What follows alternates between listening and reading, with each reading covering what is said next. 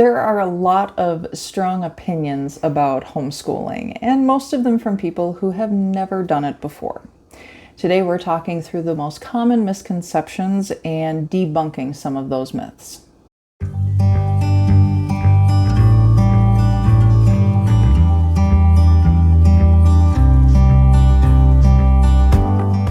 Welcome back to Good Neighbors Homestead. Homeschooling is not something theoretical to us, and we're not new to it at this point either. I actually was homeschooled for a year when I was in grade school, so I have experienced both the homeschooling side of things and public school. And I was in public school from kindergarten throughout junior high, and then I actually went to a private school for when I was in high school. So between the two of us, we've kind of experienced the whole run of different schooling types that are out there for the most part. And at this point, we've been homeschooling our daughter for 3 years. Honestly, it was always my plan, but he needed a little bit of convincing, largely because of misconceptions that he had had about what homeschooling was. Misconception number 1. Homeschooling is just school at home. One of the biggest myths of homeschooling is that you have to recreate the public school setting in your house. And that is entirely the wrong way to go about it. Homeschooling means flexibility. It means allowing you to create an educational environment that works for you and your child. Some days may be more structured and other days may be more free-form and relaxed. That's the benefit of homeschooling, is you can make it what you want it to be and what you need it to be each and every day. Misconception number 2, homeschool kids aren't socialized. Yeah, that's probably going to be the most common one that I think we've heard, and I would imagine for the rest of the homeschool families have probably heard that same question as well. Is for most of us, especially those of us going through public schools, a lot of our socialization was in that school environment. It was friends and it was peers. And so how do you accomplish that? And you accomplish that same level of socialization when you're homeschooling your kids, and that's a real concern. But the truth is, when we're talking about socialization, there's very few situations in life where you're going to be surrounded by 25, 30 plus kids that are all exactly the same age as you. You know, more often what we find ourselves in real life is we find ourselves interacting with people from a wide variety of age groups, backgrounds, and just differing levels of education. And the best way to do that is just to get out there and do it. It's very important, but it's like most things with homeschooling, it's really something that you can control. Our daughter gets plenty of socialization because we take her on outings, so we go shopping with her and she talks to people and she meets them and interacting with family members. We encourage her to participate in conversations with other people out in public. And ultimately what you end up with all that different kind of exposure is you end up with some very well-rounded and honestly very confident, more often than not, kids who are used to dealing with unknown situations and people that they don't know that aren't their same age and have the skills to manage that. Misconception number 3. You need a teaching degree to homeschool your kids. If you're a functioning adult in society, you have all the requisite knowledge and training and education that you need in order to teach your kids at least through the 6th grade. A lot of parents might think, I'm not a teacher, or I didn't go to school for teaching. Am I even qualified to do this? Absolutely, because what you're teaching your kids are the basic daily life skills that they need to function in society. You taught them how to walk, you taught them how to eat, you taught them how to use the bathroom. You can teach them how to do basic math and reading and writing. And a lot of the concern that I've seen talking to parents that are looking to homeschool their kids when it comes to not being a teacher is knowing what to teach them. Is a big concern. How do I know what to teach them? How do I know when to cover certain subjects, age-wise, what order to teach things in? And that's where I think a lot of the curriculums that exist out there are incredibly helpful. And there are tons of homeschooling has become a movement now. And there are tons of ready-made curriculums set to go that you just order them. They show up in a big box, and it walks you through step by step by step by step. Everything that you need to cover, when you need to do it. It's never been easier to homeschool your kids than it is today. And if the curriculum itself isn't enough to make you feel confident, there's online resources, there's tutors, there's co-ops. There are so many things that are available to parents if they are interested in homeschooling to give you absolutely every single thing you need in order to be successful with it. Misconception number 4, homeschool kids fall behind. Yeah, this is one where I think people look at a homeschool situation and they might assume that they're not learning as much because they're not putting in as much physical time, as a kid would in a traditional school setting. But the reality is that when it comes to homeschooling, because you're dealing with one kid and not 30, you can cut out a lot of just the organizational time.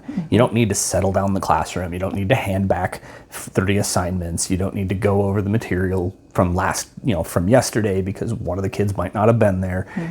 There's a lot of just functional parts of a traditional school setting that are just not relevant to kids that are homeschooled. If there's something that they are struggling with, you can take time spend more time learning that. And then on the opposite hand, if there's something that they get right away, they can breeze through it as fast as they want. And so at times it might look like they're falling behind, but in large part, it's just because they're getting that extra help that they need that they may not have gotten at the public school level or in a public school setting. This is becoming more obvious and more apparent to colleges. They're seeing that homeschool kids generally actually perform better once they actually get to college. One, because they've been able to take the time to really learn those foundational elements of their core subjects, but also because with homeschooling, the kids are given a certain level of autonomy, and that autonomy increases as they go further on in their elementary and high school years, which is exactly what you need in order to be successful in college. Misconception number 5, homeschooling takes all day. No.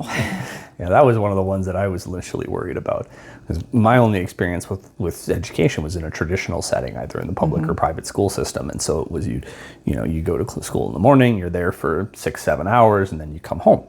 And I remember when she first brought it up, it was like, where are we going to find that much time during the day if we're both working? But as we talked about before, one of the biggest things that you notice when you really start thinking about the traditional school setting is just how much time gets spent on things that aren't actually learning, because there's so much of it. When you have even in a smaller public school and you have hundreds of kids in multiple grade levels, they're not all in the same classroom all day long. So you have to allow time for them to move between the classrooms. The other thing, especially in public school, is the amount of time that kids spend standing in line waiting to use the bathroom, waiting to get their lunch, waiting for everybody to line up to go back into the building or go to the next class. All of that takes time. I can't remember what the resource was or where I heard it, but they actually broke down the amount of time per hour that is spent in school during an academic instruction. Only about 10 minutes of that hour is actually spent presenting new material. And that's not even taking into account the fact that more and more high schools are having more and more study halls built into the schedule as well, where you have kids that are sitting in an empty classroom, maybe working on homework, maybe not. But that's also just extra time that you don't need to worry about in a homeschool setting. Misconception number 6, homeschool kids miss out on real life.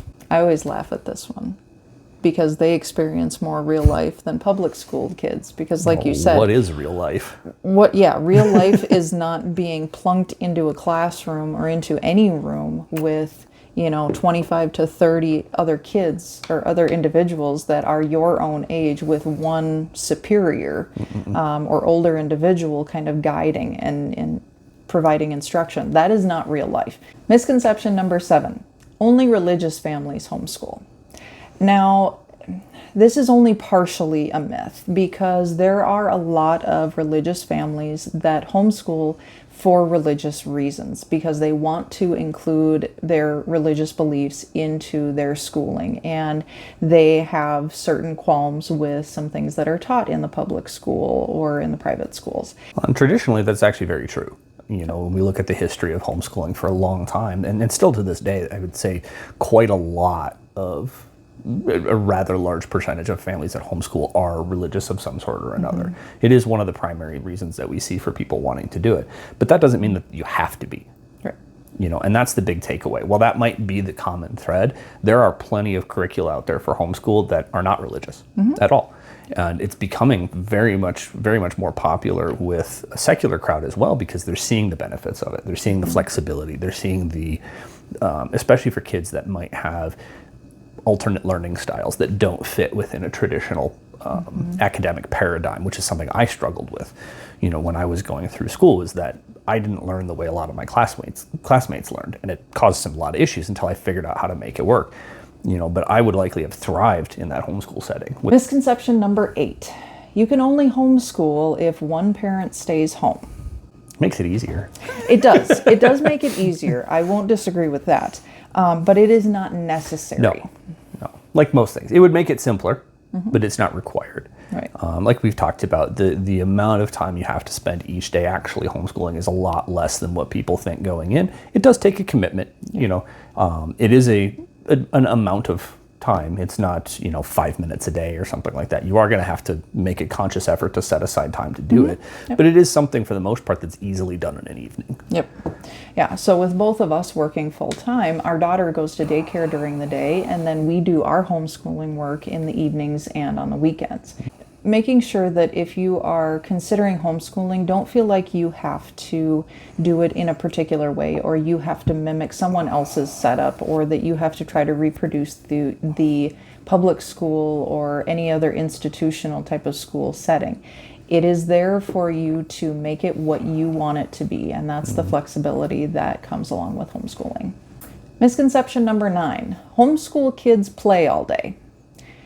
This one is only partially another myth again, because like we had talked about before, the amount of time that you actually have to spend doing instruction with homeschool is so much less than the impression that we get from public school, that there is a lot more time during the day for kids to play. The thing to remember about that is kids learn when they play. Play is education for them. A child that's enjoying what they're doing is going to be far more engaged, and they're going to get a lot more out of it than one who's being forced to do it. So even when we're doing some of the homeschool activities, we try to always kind of find ways of like, okay, how can we turn this activity that we need to do, but how can we make a game out of it? How can we make it fun for her? Because it helps keep her engaged, and it helps keep us engaged. Yep. Yeah. Parents become much more responsible for their kids' education when they homeschool. I mean, we're the teachers, we're the graders, we're the principals, we're the everything when it comes to her education. And so it would be really doing a disservice to her to basically let your kid play all day and not actually teach them and do instruction with them. Yeah, and I think that's important too, that the thing to be careful of if you're looking at other homeschoolers and you're kind of looking to see, is this right for me, is just to be careful of where you're getting the information from and who you're seeing, because not every family is going to do it the same way. Right. And like with everything, there are some families, and I think most of them, that are fantastic and do a great job of homeschooling their kids because they care. But there are outliers in every group, and there are some who maybe aren't doing as good of a job. And just make sure that when you're kind of forming that opinion, that you're looking at all different sides and you're not just kind of looking at that one outlier. Yeah. And finally, misconception number 10. Homeschooling is an all or nothing commitment. If you're not sure if homeschooling is right for you and your family, but you want to give it a try doing a little bit of homeschooling during the summer when you don't have the added demands on your child of the regular school year. Or if you really want to commit to it and see if it's going to work for you, take your child out of public school for a year, get a good curriculum that matches with their educational level, and try it. See how it goes. It's not uncommon, if there are issues within the school system, for parents to pull their kids out of public school mid-year, which means you can re-enroll your child mid-year if you find that homeschooling is just not right for you guys as well. The other thing to remember is that if you start homeschooling your child from preschool, kindergarten, that doesn't mean that you are then obligated to homeschool them all the way through 12th grade senior year. Right. You can do a couple years. You can do elementary school and then send them to school once they start junior high and high school. Yeah, it all just kind of depends on your comfort level and what you're looking to achieve out of this. Heard of and read stories of people who using the homeschool curriculum just to supplement what their kids are learning in schools and just kind of add to it, which is just another way that you can utilize it and be a more active participant in your child's education. Yep. But yeah, you're definitely not locked into one way of doing it, and you're also not locked into one curriculum or another. Nope. You know, Yeah, it does require some more effort and research on the part of the parents. I did the majority of the research into which curriculum to use. we decided to go with Sunlight. I remember you had 2 other options. Yep. We're like locked and loaded, ready to go. Like, we're going to try this, and if it doesn't work, or if we don't like it, these are the other 2 that we can then go with. And that's the beauty of it. Again, we keep saying it, but the byword is flexibility. Yep. Homeschooling isn't perfect, and it's not right for every family or every child. But many of the fears surrounding homeschooling are largely based around misconceptions and myths. If you've been curious about homeschooling, don't allow those things to stop you from exploring the option. Do research online, watch YouTube videos from other individuals that are homeschooling their kids. Talk to individuals in your community that homeschool, because I guarantee they're out there. And remember, there is no box that you have to fit into. You make homeschooling work for what you need it to.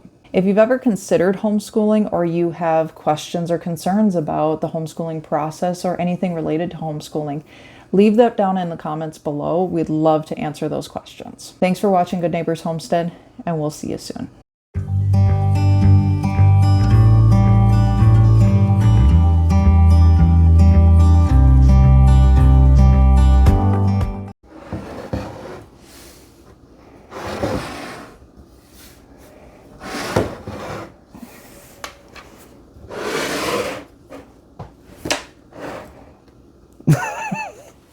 Misconception number 7. Only religious families. Sorry, you might want to do that one again. I just burped as you were saying it.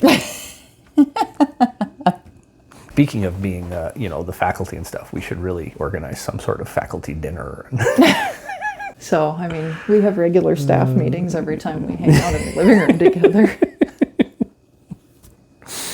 Man, nobody's been keeping minutes. We got. I know, we're in trouble.